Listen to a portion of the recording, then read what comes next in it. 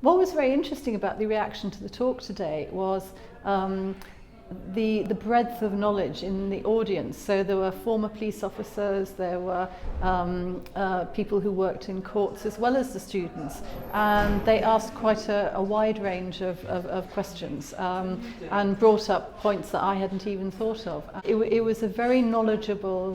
very engaged audience, which is exactly what you want. When the book came out, I wasn't really sure what to expect, and one of the things that happened, which has been very gratifying, is a number of academics, including George, got in touch with me, and I was really impressed by